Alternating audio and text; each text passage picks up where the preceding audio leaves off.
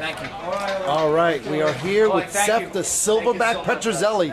What's up, everybody? Seth, you're back in the UFC. It's got to feel good, man. But except for that fight against Romero, that was brutal but exciting. Yeah, it was definitely an exciting fight. Obviously, I didn't win the war. The battle felt very good, though. I mean, I was hammering him with punches, hammering with knees, broke his jaw, tore his pec, tore his knee. I came out pretty much unscathed, besides my arm, which has hurt me for years now. Very disappointed that I lost. I felt very confident going in there. My cardio felt really good. I don't know what happened when I was in there. UFC was happy, though. They sent me a nice little discretionary check, and they invited me back again November 13th to fight. So just got to do it this next time. Yeah, now who are you fighting on the 13th? I'm fighting Carlos Vamola, November 13th in Germany for UFC 122. Carlos is a big, strong guy. He fought heavyweight on the card that I just fought on, and this is the first time he's dropping to 205.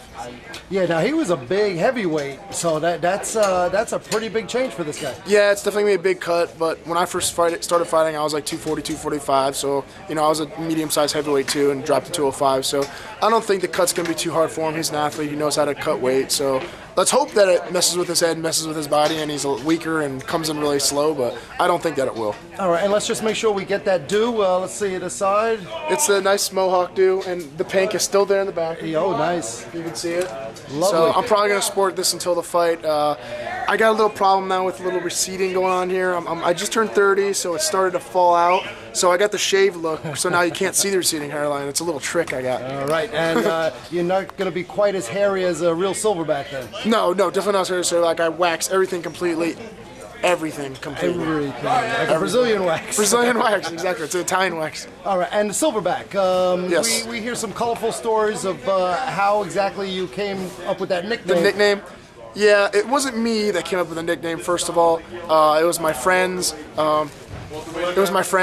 They, one reason they say the Silverback is like the leader. He's the leader of the pack. He's the alpha male. He's in charge. And I like to take charge and do that. I own my own gym. I'm an entrepreneur by heart. I own businesses, so I like to take charge and be a leader. The other reason is kind of the more comedic reason, and I think is more true. Silverback has the smallest penis to body ratio in the animal kingdom, and I guess from walking around naked a lot in front of my friends, that they dubbed me that term, which is totally untrue, by the way. All right, and I don't think gorillas eat too much meat. Are you a meat eater? No, I'm not a meat. Oh, I do. I eat meat a lot, actually.